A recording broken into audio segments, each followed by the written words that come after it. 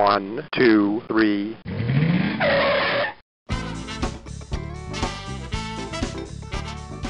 Bem-vindo ao Paladar Distinto, seu podcast de gastronomia. E hoje eu tenho a honra de falar com o chefe Frank Bean e sobre gastronomia de vanguarda, um pouco sobre a sua trajetória, participação em MasterChef, no prêmio da San Pellegrino. Que legal, Frank, tudo bem? Tudo ótimo, Gabriel. Obrigado pelo convite. É um prazer estar aqui contigo para passar um pouco da minha experiência, da minha história, para quem não conhece. E é isso. Vamos ver se a galera gosta.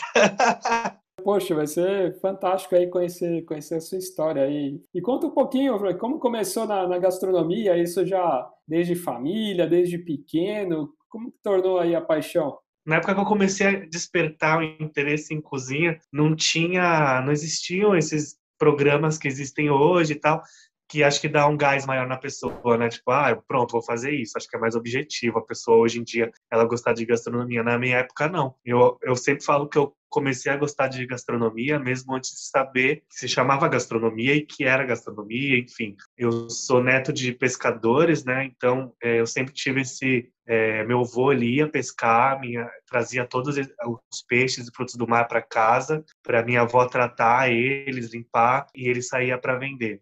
Esse era um dos sustentos da família na época. Eu era muito pequeno nessa época, eu era criança. Mas eu sempre me interessei em ficar ali vendo. A minha avó sempre foi muito da cozinha, né? Ela nunca trabalhou em cozinha, mas ela sempre estava ali. Era sempre muito legal ver ela cozinhar. Eu sempre me interessei muito. Com a minha mãe não era diferente, então eu sempre acompanhava. Então eu acho que o interesse surgiu daí, sabe? De acompanhar todo o processo no caso da pesca, né? Que era a minha realidade. E até os dias atuais. Com 18 anos que eu fui saber mesmo, né? Porque aí você chega naquela idade, tipo, o que eu vou fazer da minha vida agora que eu saí do ensino médio, né? Eu precisava fazer alguma coisa. Minhas ideias eram fazer engenharia química ou fisioterapia, nada a ver com gastronomia. E aí eu fui saber por uma amiga que estavam lançando um curso de gastronomia numa faculdade lá de Santos, que era onde eu morava. E eu falei, vou ver como que é, né? Aí depois de um ano, daí eu decidi que eu ia entrar na gastronomia e entrei. E aí eu tô até hoje na gastronomia aí. Uns 12 aninhos na gastronomia. E você falou, né? Você nasceu em Santos, né? Então teve muito essa cultura aí de frutos do mar, né? Que você falou também, seu avô já trabalhava, né, com essa parte de pescados e peixe, né? Então já teve também toda essa experiência, assim, né? Com pescados, né? Isso, na verdade, minha família sempre foi um pouco cigana, né? Eu nasci no Guarujá, eu fui morar em Paranaguá, em Curitiba também ali morei. Meus avós eram de Paranaguá, então sempre ia passar um tempo lá, as férias lá, então eu acompanhava isso de lá. Além de eu ter morado lá também. E depois eu fui morar em Santos. Agora, atualmente, eu moro em São Paulo, apesar de estar em Manaus.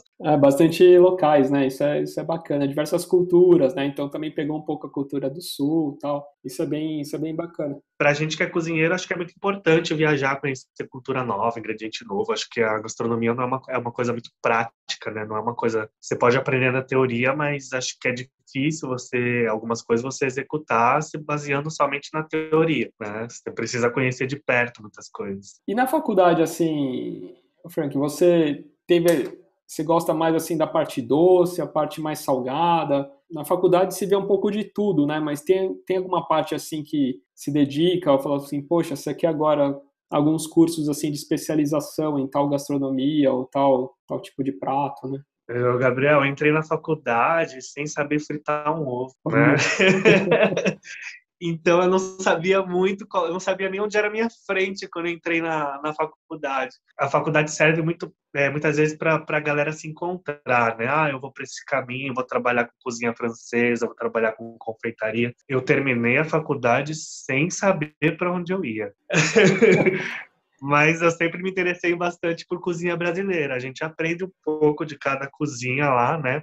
Em alguns módulos, mas o que sempre me interessou mais foi a cozinha brasileira mesmo. E depois que eu saí da faculdade, eu comecei a me interessar mais, me aprofundar mais no assunto, conhecer coisas novas, me inspirar em outros chefes, né, que começo da carreira, a gente acaba se inspirando muito em outros chefes, que a gente acaba tomando como referência para o nosso trabalho. Acho que foi depois da faculdade, na verdade. Mas vale bastante você fazer uma... A faculdade serve justamente para isso, assim, ela dá a teoria para você, mas como eu falei, a gastronomia é uma área muito prática. Se Sim. você ficar só na teoria, eu acho que pode ser que falte alguma coisa ali. Eu acredito isso, sei lá. E quando no início da sua carreira, depois que você fez a faculdade, acho que daí você vai contar um pouco sobre a sua trajetória, mas já tinha algum chefe, algum restaurante assim que já te despertava assim um interesse, uma inspiração? Desde que eu entrei na faculdade, acho que, na verdade, desde que eu comecei a entrar mesmo na gastronomia, sabia que era gastronomia, ler sobre gastronomia, né, me inteirar sobre os assuntos, que eu me identifiquei de cara com a Bel Coelho. Até hoje eu me identifico muito com ela, com o trabalho que ela faz, não só dentro da cozinha, mas fora da cozinha também. Tudo que ela representa, tudo que ela leva para frente, né? Alex Atala também, porque não tem como não citar Alex Atala, né? Porque acho que ele é o chefe que mais representa o país hoje em dia, além de outros também, como Eudes, que é um chefe caiçara, que é maravilhoso, que como eu morava em Santos, eu tinha contato com ele, então, na verdade, foi por causa dele que eu conheci o Alan Ducasse, que ele me levou para trabalhar num evento lá, que eu não sabia fazer nada, mas ele levou, falei, vamos lá para São Paulo fazer o evento. A gente foi lá, era a inauguração de uma faculdade lá em São Paulo, e o Alan Ducasse era a presença desse evento, né?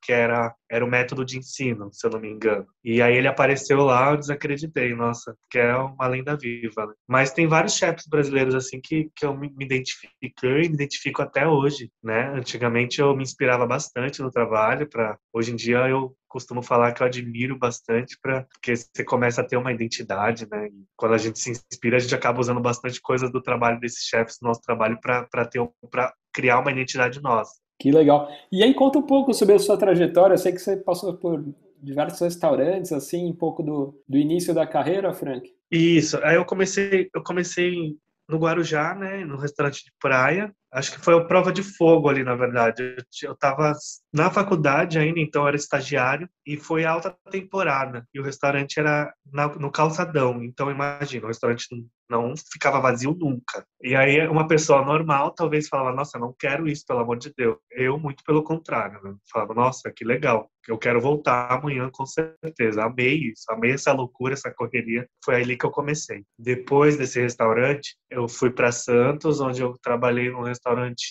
com uma pegada mediterrânea, mais voltada para o italiano. E aí, depois desse restaurante em Santos, eu fui para um restaurante de cozinha de vanguarda brasileira, que foi aí mesmo que eu me encontrei 100% dentro da gastronomia. Que era aquilo que eu queria fazer para o resto da minha vida. Cozinha brasileira de vanguarda, que era o Guaiaó, que foi assim um divisor de águas na questão da gastronomia na cidade de Santos, porque a cidade de Santos, antes do Guaiaó, tinha aquele tipo de gastronomia muito clássica, sabe? O povo saía para comer muito, era bacalhau, nada contra, né? Eu gosto muito da gastronomia clássica também, mas não tinha nada contemporâneo. E a gente que era jovem queria experimentar coisa nova, queria ver, sabe? A gente que não tinha oportunidade de ir para São Paulo na época, a gente queria trabalhar com uma gastronomia parecida com o que a gente via em São Paulo. E o Guaió trouxe isso para Santos. E foi lá que eu trabalhei, que eu me encontrei, foi assim, eu acho que eu falo que foi uma extensão da minha faculdade. Foi uma especialização em cozinha brasileira moderna. E depois desse restaurante eu voltei, aí comecei a entrar na confeitaria, né? Que depois que eu saí do Guaió, eu voltei para aquele restaurante mediterrâneo, com uma pegada italiana, só que como chefe da confeitaria, porque eu já tinha trabalhado na praça de confeitaria no Guaió, passei por diversas praças, né, que eu pude aprender bastante. E eu voltei para o restaurante mediterrâneo para assumir a confeitaria. Eles falaram, a gente quer que você venha para assumir a confeitaria. Bacana, fiz o cardápio de confeitaria e fiquei lá mais uns 2 anos e meio. E aí foi quando eu recebi uma proposta para subir para São Paulo. Eu falei, eu vou. Eu vou porque a gente sempre precisa evoluir e tal. Esse era o que eu pensava na época. E aí eu fui para São Paulo, comecei no restaurante Clos, que era um restaurante espanhol contemporâneo, mas isso no começo. Na época que eu cheguei, ele já estava executando uma cozinha brasileira moderna, com pegada italiana. Com pegada italiana não, com pegada espanhola, sem deixar muito o que era o restaurante de fato, né? Então, de novo, eu voltei a trabalhar com uma coisa que eu adorava, que eu admirava, que era a cozinha brasileira moderna, Mas eu fiquei lá pouco tempo, né? Fiquei, infelizmente, pouco tempo. Na nossa área, assim, de ar a gente não pode viver, né? E dinheiro não cai do céu. Então a gente precisa ganhar dinheiro. Aí eu recebi a oportunidade de ir pro Kinoshita, que era uma estrela Michelin, onde me ofereceram uma proposta melhor de salarial, enfim. E aí eu fui para lá e eu vi que não tinha uma confeitaria. Tinha confeitaria, mas eram sobremesas muito que não estavam ao nível do restaurante, ao meu ver. E eu falei isso lá, né, na época, e a galera concordou. E eu comecei a mostrar um pouco do meu trabalho na confeitaria de novo, a conhecer ingredientes novos, porque até então eu nunca tinha trabalhado com gastronomia japonesa, eu não conhecia nada. Então, eu comecei a incorporar muitos elementos da gastronomia japonesa dentro do meu trabalho também, né? Puxar isso muito para mim. E aí foi quando foi me oferecido o cardápio também da casa de confeitaria, das sobremesas e tal, para criar. Aí eu criei, aí foi, para mim foi um arraso, porque assim, eu tinha entrado no restaurante Michelin e aí eu estava assinando o cardápio de sobremesa desse restaurante. Então, acho que para um cozinheiro isso assim maravilhoso, sabe? Nossa, um orgulho, né? E nessa época que você foi,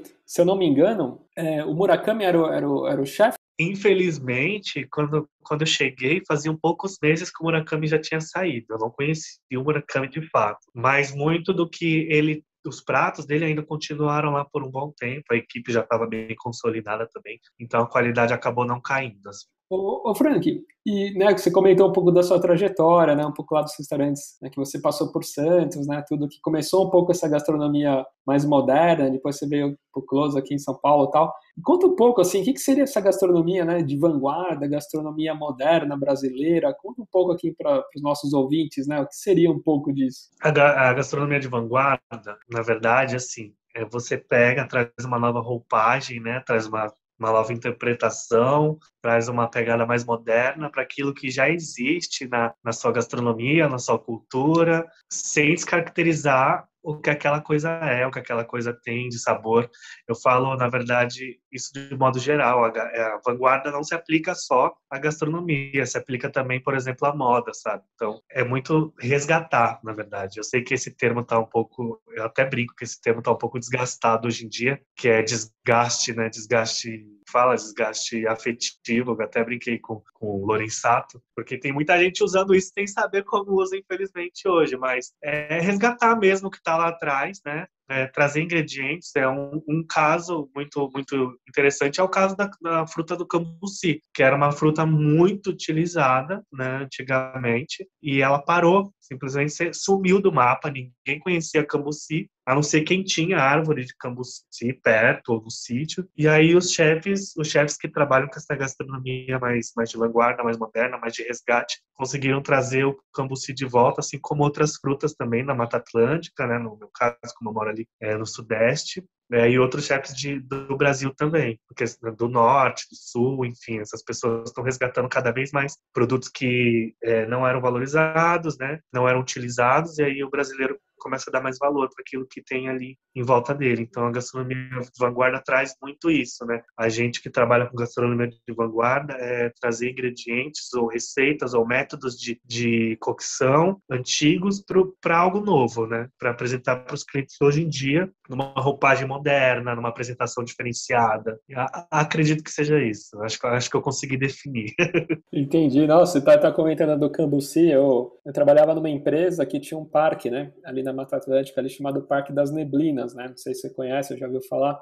E lá tem cambuci e tal. Então, nossa, tinha um almoço, então tinha várias sobremesas com cambuci, até mesmo se misturava, né, com cachaça, assim, fazia, nossa, uma cachaça saborizada com cambuci. Então, poxa, era azedinho, né? Para sobremesas, assim, fica incrível, né? É maravilhoso, né? Assim, o cambuci, né? Eu digo, as frutas brasileiras, acho que a gente precisa dar mais valor, né? As frutas brasileiras, elas têm um sabor muito único. Acho que é uma coisa só nossa, né? Tipo, você prova uma fruta, às vezes você sempre pergunta, tá, mas parece o quê? Não parece nada, tem um sabor único. Você está até em Manaus agora, né? Você deve ter aí mercado municipal, tudo. Nossa, deve ter frutas incríveis, né? Eu provei cada coisa aqui. Eu provei, acho que uma das coisas mais intrigantes que eu provei aqui foi o tucumã, que é uma fruta, não sei se você conhece. É uma fruta, a primeira vez que eu fui no mercado, aí falaram, tucumã é uma fruta. Aqui o pessoal come muito no X-caboquinho, que é um sanduíche, é um pão francês na chapa, com queijo coalho deles aqui, banana pacovan, que é a nossa banana da terra, né, aí. Essa fruta tucumã. Falei, nossa, deve ser interessante, eu vou provar. Só que o Tucumã, ele me surpreendeu, assim, sabe? Ficou meio. Eu achei meio estranho, assim, mas eu gosto, hoje eu gosto. Porque o tucumã é aquela fruta que seca a tua boca, sabe? Você coloca, morde, ela seca a sua boca todinha, ela não é doce, mas ela também, tipo, né, ela é um sabor neutro, mas ela tem muito, como que eu vou falar? Ela tem muito sabor, mas ela não é doce. Caramba, essa eu não É uma conheço, coisa muito não. louca, assim, tucumã é muito louco. Que legal, que bacana. Ô, Frank, conta um pouco, né? Você teve a participação também no MasterChef, né? Profissionais, né? Eu tava, na verdade, o MasterChef, ele aconteceu por insistência minha, né? Porque eu já estava tentando o MasterChef desde a primeira temporada. E eu precisava de uma oportunidade para mostrar um pouco do meu trabalho, né? Porque eu tenho algumas coisas que eu preciso que eu quero realizar na vida, eu tenho meus sonhos, tal, como abrir meu restaurante. A gente que é cozinheiro é difícil, a gente que não tem uma, como que eu vou falar, não tem dinheiro, né? A gente que não tem tanto dinheiro assim, abrir um restaurante do zero. Então, essa oportunidade de mostrar meu trabalho no MasterChef seria para conseguir mesmo essa visibilidade, talvez aparecer um investidor, né, alguém falando, oh, vamos abrir um restaurante, sabe? E foi bem bacana, assim, foi bem legal, foi uma experiência totalmente diferente do que eu achava, né, conhecer o reality show pelos bastidores, né, e é uma experiência que me abriu muitas portas, conheci muitos chefs, eu acho que eu comecei a viajar para cozinhar, que era um desejo que eu tinha, graças ao MasterChef, de gente que eu conheci lá que falou, oh, vou chamar para um evento aqui. O primeiro evento que eu fiz foi no Mato Grosso do Sul, foi em Maracaju, o Festival de Maracaju, que é um festival onde reúne vários chefes do país, e o Daniel, que estava lá participando do MasterChef, era um dos organizadores, aí me chamou. Falei, vou, com certeza. Aí eu fui, e ao mesmo tempo era uma competição, porque as pessoas compravam o seu prato, davam uma nota, enfim, colocavam lá o que eles mais gostaram, aí no final era contabilizado, e aí ganhava troféu, tinha premiação, aí eu lembro que no primeiro ano fui 2 anos, só não teve o terceiro por causa da pandemia. Eu fui 2 anos, primeiro ano fiquei em primeiro lugar, e o segundo ano fiquei em segundo. Que demais, não, é muito, muito legal. E você também participou de uma premiação muito legal, né? Da Água San Pellegrino, né? Que são de jovens chefes e tal. São Pellegrino, ela tem uma opção, né, em volta da gastronomia muito importante. Eu acho que, ainda mais agora na pandemia, eles têm ajudado muitos restaurantes a conseguir passar pela pandemia. E eles têm vários projetos, assim. Um desses projetos é o San Pellegrino Young Chef, que é onde eles buscam chefes abaixo dos 30 anos para mais revelar talentos mesmo. É uma competição saudável, mas é para revelar os talentos novos da gastronomia. E isso acontece de forma no mundo inteiro, né? Acontece simultâneo, as regionais, né? E eu fui para a semifinal, que foi em Lima, representar o país. Fui o único brasileiro que fui para lá, e tinham 6 mexicanos, tinham outras nacionalidades lá, mas o brasileiro era o único. Também fiz muita amizade, até hoje mantenho contato. Foi bem importante participar disso. Eu não ganhei, na verdade, era só um vencedor que tinha, né, que vai para a final em Milão, mas eu sempre falo que eu saí daqui, eu não vou falar que eu não queria ganhar, eu queria, seria hipocrisia da minha parte. Mas um dos objetivos que eu tinha como cozinheiro, eu sempre tenho esse objetivo, é levar comigo a cozinha brasileira para onde eu for. E nesse caso não foi diferente. Eu peguei, dentro da minha mala, tinha um monte de ingrediente que só a gente tem, né? Que é como mel de abelha nativa, produtos derivados do cacau, cachaça feita de cacau, que é de uns parceiros meus da Mais do Cacau, que é maravilhosa. Levei para eles também cachaças com amburana, enfim, com especiarias brasileiras. Levei para eles experimentarem, eles ficaram loucos, assim, sabe? Eles adoraram experimentar e eu acho que isso para mim já valeu a viagem, já mostrar um pouco da minha cultura, sabe? A gente fazer essa troca lá, porque eles também vieram com esse intuito, foi sensacional. Assim. Então, para mim, eu representei o país muito bem. Que bacana. E tem algum país assim, Frank, que você fala, poxa, eu quero visitar esse país assim, até para conhecer um pouco mais da gastronomia local e tudo mais? Tem algum sonho assim? vários, né? Eu gostaria de vários, mas hoje em dia eu acho que eu tenho muito vontade de visitar o Japão, porque é o Japão. Na verdade, eu acabei nem falando, mas depois do Kinoshita eu trabalhei no izakaya, né? Trabalhei no izakaya contemporâneo. E eu tenho um sonho de abrir, um restaurante, mas a gente sabe que é muito caro abrir um restaurante do zero. Então eu quero começar do começo mesmo, da coisa mais fácil de se abrir. Eu queria abrir um izakaya primeiro, né? E eu queria ter essa experiência, queria ir para o Japão, conhecer de perto os izakayas. Sim. Quero ter um izakaya legítimo, né? Que serve uma gastronomia tradicional. Boteco japonês mesmo, como a gente fala. Então lá no, tem muitos izakayas aí, eu sei que cada um com a sua proposta, né? Mas tem muitos izakayas que vendem drinks, tem bartender, sabe? Exato, O meu exato. não, o meu teria. A minha idealização de izakaya tem um balcão, umas mesinhas bistrô, torneira de chopp, algumas cervejas, bem botecão mesmo, sabe? Mas é uma comida servida de qualidade, bem fiel ao que a gastronomia japonesa é. Putz, que legal. Eu também sou muito fã, assim, ainda não conheço o Japão também, e já falei com diversos chefes, né? Até com o Josimar Mello também, o crítico gastronômico. Como o Josimar viaja o mundo inteiro, essa foi até uma das perguntas, né? Falei, Josimar, qual que foi a gastronomia que mais te impressionou, né? E foi justamente a do Japão, né? O Japão ele é muito especialista, então, sei lá, se é um restaurante de lamen, né? É restaurante de lamen, se é de sushi, é de sushi. Não é um restaurante que tem tudo, né? Então, assim, eles são muito... Então, como se faz por exemplo, só uma coisa mais específica, então os caras são muito feras no que fazem, né? Na perfeição, assim. Isso é muito, muito legal. E até recentemente, você tá falando de izakaya, eu gravei com o Fernando Kuroda, né? Do Izakaya Kuroda, aqui em São Paulo, que é Sei. bem legal a história dele, né? Porque ele foi lutador de sumô lá no Japão, profissional, e os lutadores geralmente têm que fazer a sua comida, tem que fazer a comida para todos, né? Tem acho que ser rodízio lá. Então ele aprendeu muito, né? E tem muitas coisas típicas, né? Como língua de boi, os espetinhos, tem muita coisa de Sim, miúdos sim. também que se usa bastante, bem típico, né? E o pessoal fala, nossa, come língua e tal, mas ele tá contando, né? Porque ele faz na brasa também, então parece é tão fininha a língua, né? Que parece que é um filé mignon. Até ele brinca, né? Quando tem gente, às vezes fala, Sim. algum amigo fala, não, um filé mignon, prova aí. A pessoa adora, e depois fala, não, isso aqui é língua de boi. Aí ele tira uma onda, né? Assim. E você estava falando de doce, né, Frank? Quando você começou e você tinha participado, né, da confeitaria já de outros restaurantes, como que foi? E quais são as características, assim, lá quando você foi para o Kinoshita, de fazer uma confeitaria oriental, assim? Quais ingredientes que você teve que inserir um pouco mais, ou que tipo de doce, assim, você servia lá? Eu, por tendência minha mesmo, as minhas sobremesas sempre foram um pouco menos doces do que a gente costuma comer por aí. Eu não gosto muito de açúcar, não é porque eu sou uma pessoa saudável e tal, mas eu acho que para comer uma sobremesa, a gente tem que conseguir comer ela até o final. Eu acho que se ela é muito doce, pelo menos para mim, eu não consigo. Eu não sei como que é para você, mas eu não consigo Não, comer uma verdade. sobremesa até o final. Para mim, ela tem que ter muito equilíbrio também, assim como um prato principal, uma entrada. Ela é Sim. tão importante quanto, ela fecha a refeição. Então ela tem essa importância igual. Quando eu cheguei no Kinoshita, eu fui apresentado a ingredientes que eu não conhecia, apesar de morar em São Paulo. Eu morava em São Paulo há pouco tempo, então eu não conhecia mesmo. Que era o matcha, que são coisas que a gente não tem acesso em Santos. Eu morava em Santos, que era ficar 40 minutos de São Paulo, mas eu não tinha acesso a isso. O matcha, o gergelim negro a gente já conhecia, óbvio, mas a gente não aplicava isso em sobremesa, né? E os japoneses comem.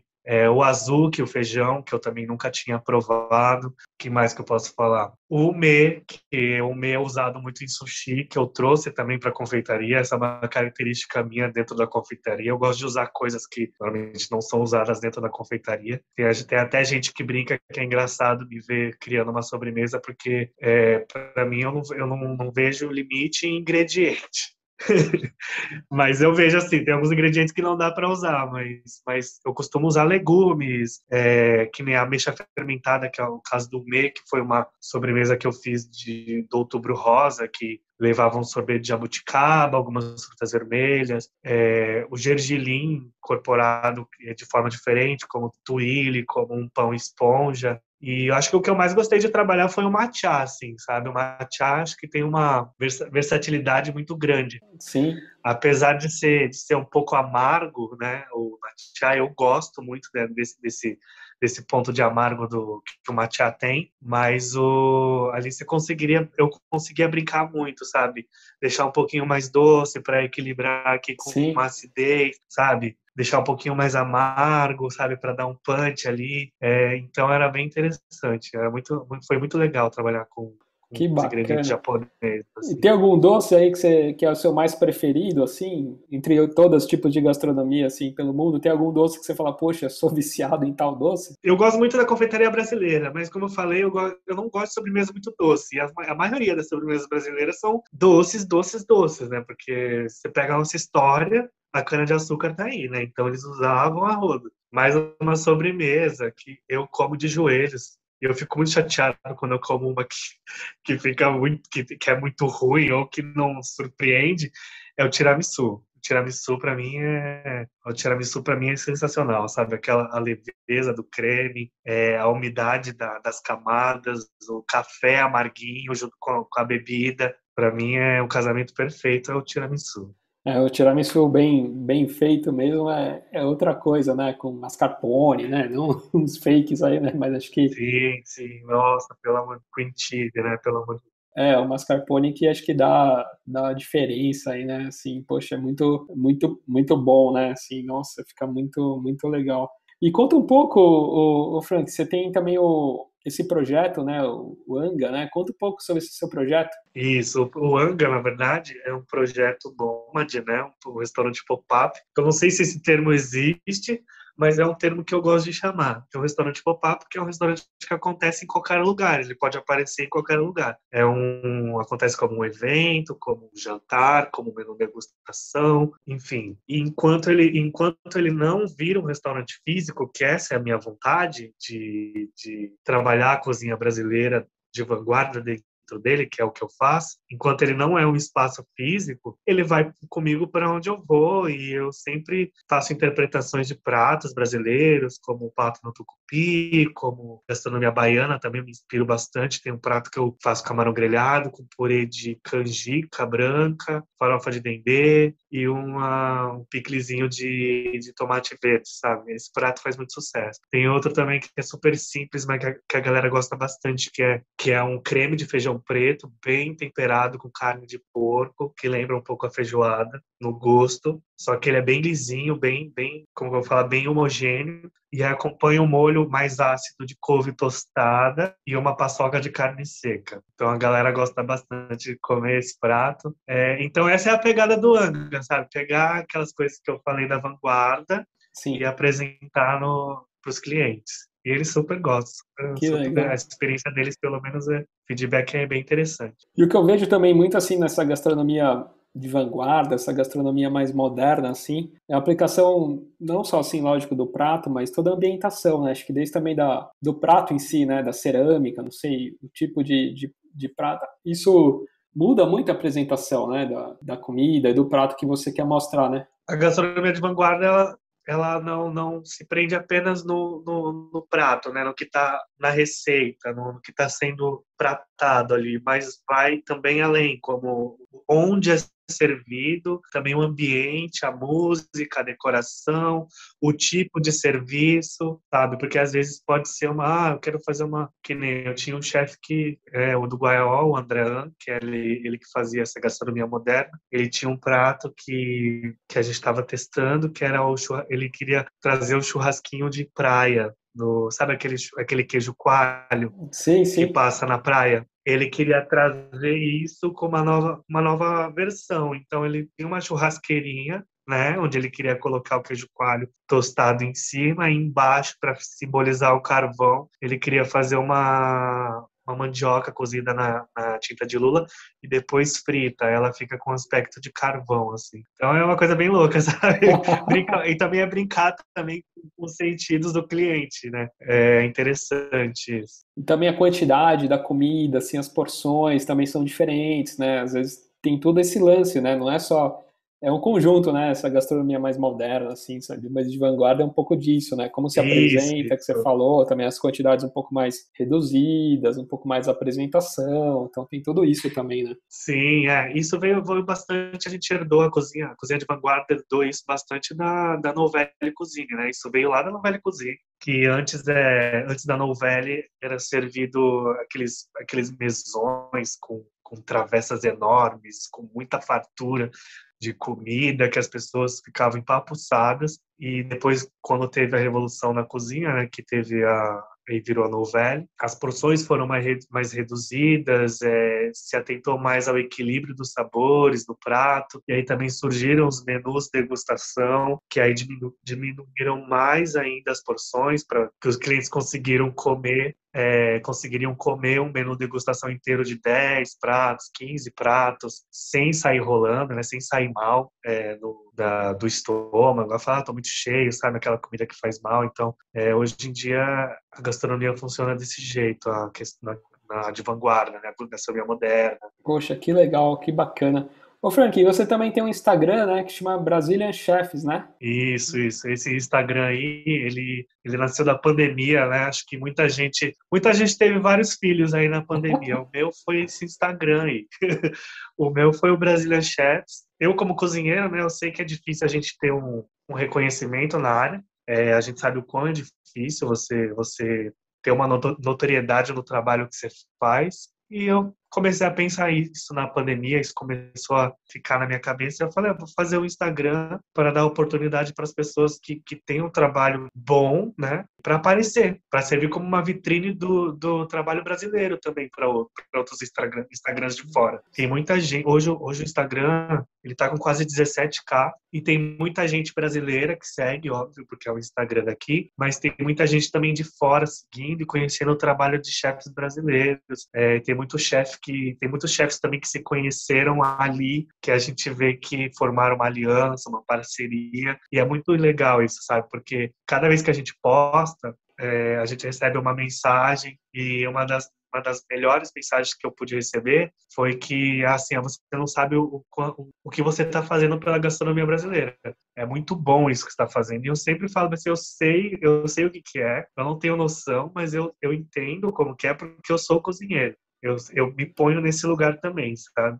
Então, esse Instagram, ele não tem, como que eu vou falar, não tem intenção de monetizar em cima do trabalho dos chefs, né? Muito pelo contrário. Esse Instagram tem a intenção de divulgar a nossa gastronomia, a história das pessoas, de quem faz a gastronomia, né? E eu pude conhecer também muitos profissionais que hoje eu sou fã, né? Que eu também, então, não conhecia. Então, tá bem legal, assim, tá bem bacana. Espero que cresça cada vez mais e que surjam coisas novas aí, né? Quem sabe? Que legal, Frank. E para quem quiser também te contratar, né? Como você está em Manaus hoje, você faz muita consultoria aí pelo Brasil, né? Então isso é bem bacana, né? Isso, eu tô aqui em Manaus agora, um pouquinho longe de São Paulo, mas nada que um avião não resolva. Se quiser me contratar para fazer uma consultoria, eu vou até onde você estiver, até onde você está, né, para fazer essa consultoria. Também eventos também eu faço fora né, de São Paulo. Então eu gosto dessa coisa de poder viajar para cozinhar, né?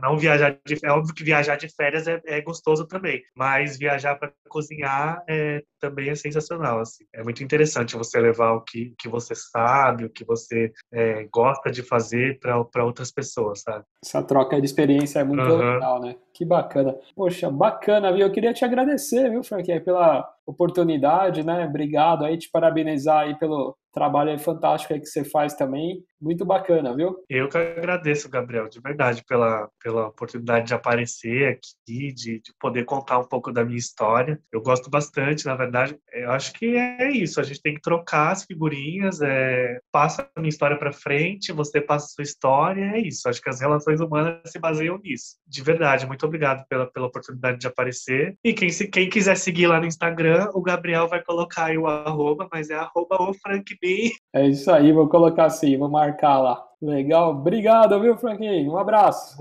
Muito obrigado, um abraço, Gabriel. Valeu.